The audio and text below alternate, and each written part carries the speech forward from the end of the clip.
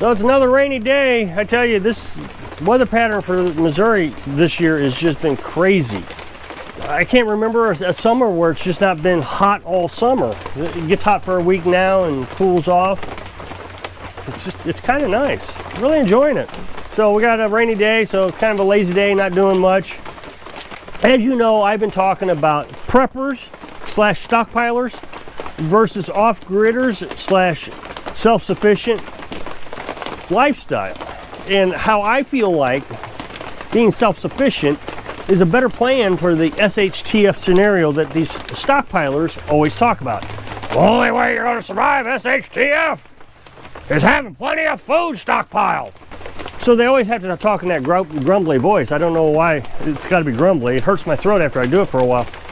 I'm sure it just tears their throat up. So at some point though, you're going to run out of food. And so you have to figure out how you're going to make more. And I never really hear anybody talk about how they're going to make more food. In my mind, SHTF means indefinitely. You don't know how long it's going to last. Well, you got to have a year's worth of food.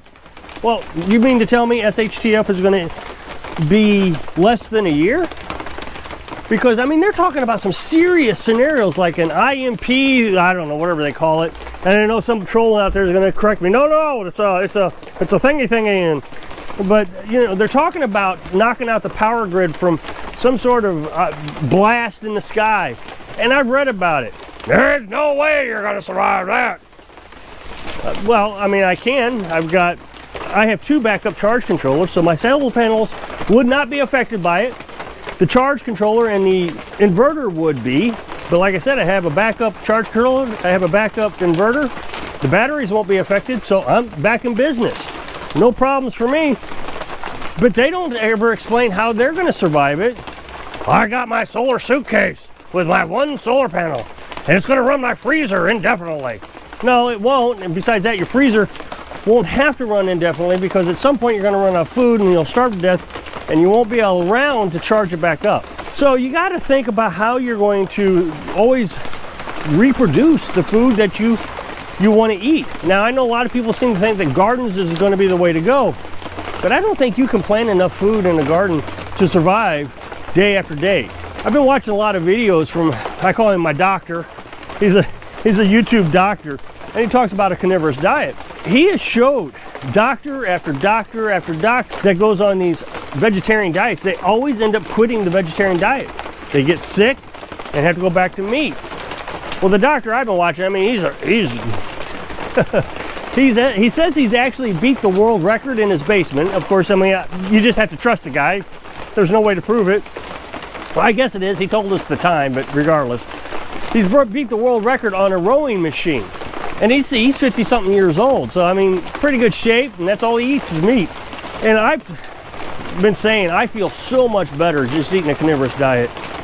All my aches and pains went away. I don't feel like I was getting old anymore. Before I went on a carnivorous diet, I knew I was getting old. I knew age was catching up with me, but I don't feel it now. Well, just the other day I was in a hurry. It was raining real hard. I went down to start the generator.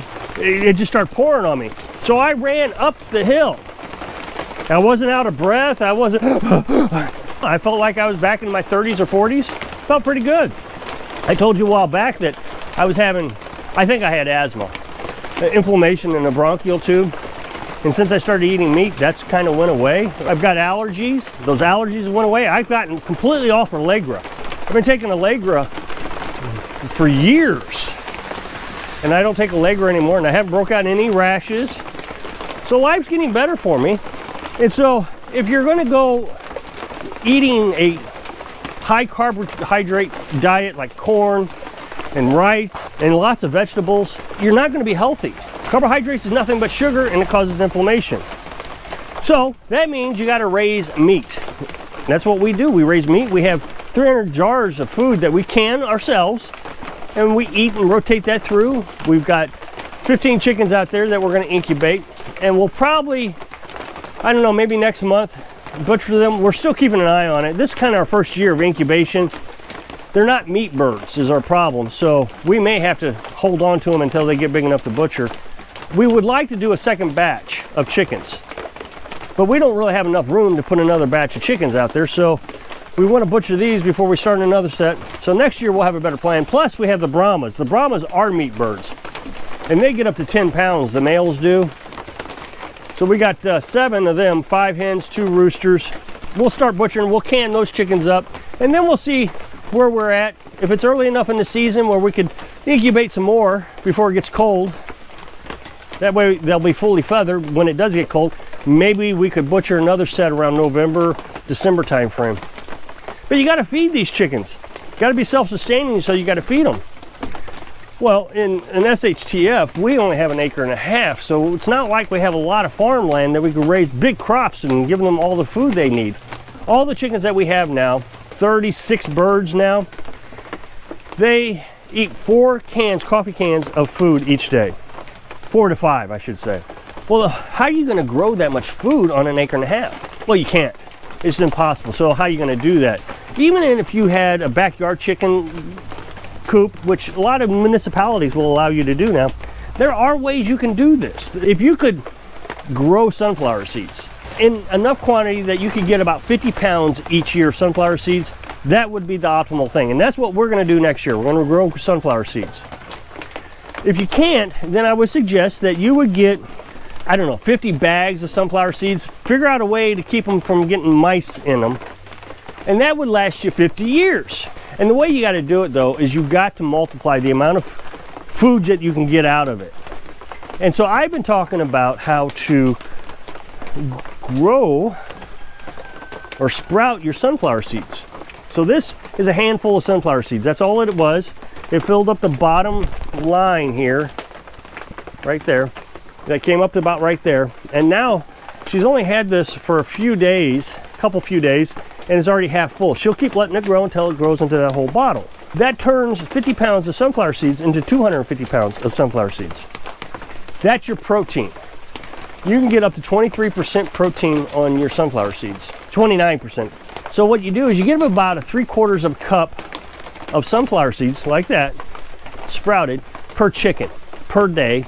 That gives them all the protein they need. Well, it's actually an egg chicken only needs about 16%.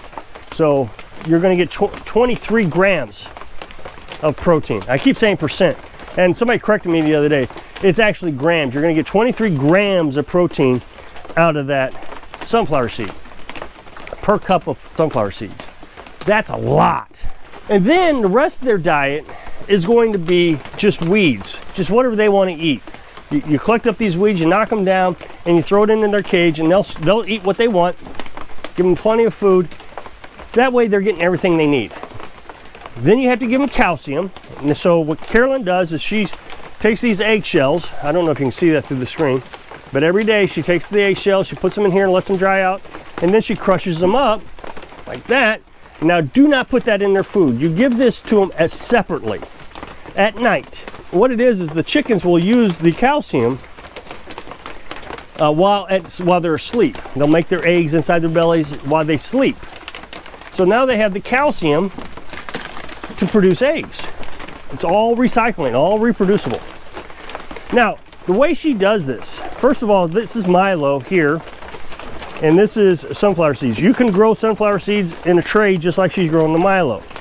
So what she does is she puts the sunflower seeds in the bottle or in here, either way, for 24 hours with water. She lets them soak in water for 24 hours. Then she lets it drain. And the way she lets it drain is there's holes in the cap right here. She lets that drain out, and then she rinses them off every day. After she's done rinsing them off, she lets all the water drain out. That way they don't rot. That's the biggest problem you have, is letting them rot. You do that for about a week, and this will be fully grown. Now in the tray, she does the same thing. Lets it soak for 24 hours. Oh, you put it in a dark area also. So you wet these down for 24 hours. She has 2 trays here. One there with a little lid in, and on the bottom side of this there's holes, so that drains out. Every day she rinses it off and lets it drain every day until she gets the amount that she wants, which takes about a week. So now everything that you grow, Milo, sunflower seeds, or whatever you have stockpiled, is reproducible. So now you have a plan to get you through the rest of your life. And that's what you need to be thinking about. Not a year. I'm going to make it through a year with my stockpile. No, you need to be thinking 50 years. I'm 50 years old. Assuming I can live to 80 years old, I need to be thinking about 30 years into my future. How am I going to survive for 30 years? I need firewood and food. That's the two things I need to keep going on and reproducing.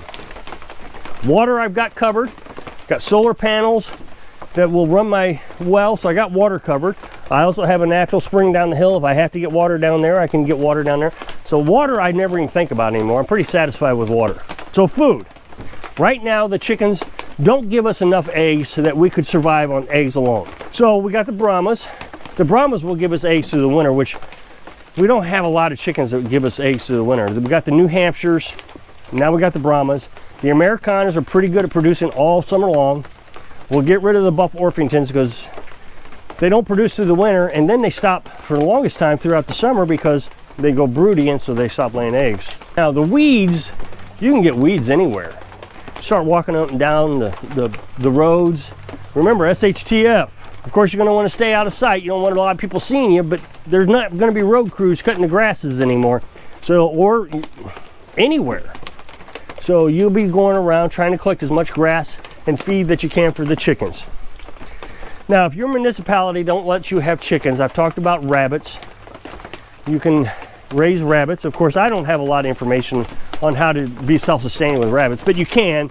You can feed them alfalfa and different things. Just look up what you need on Google. Everything is available on Google. So you can raise rabbits. The only thing I don't like about rabbits is they don't produce the eggs. You only get meat from them. And in my mind, I like having the versatility between the eggs and the meat. So if you'll take a look at that super thanks button down there, I really appreciate it. So if I can inspire you to think for the rest of your life so you can live your dreams. Thanks for watching.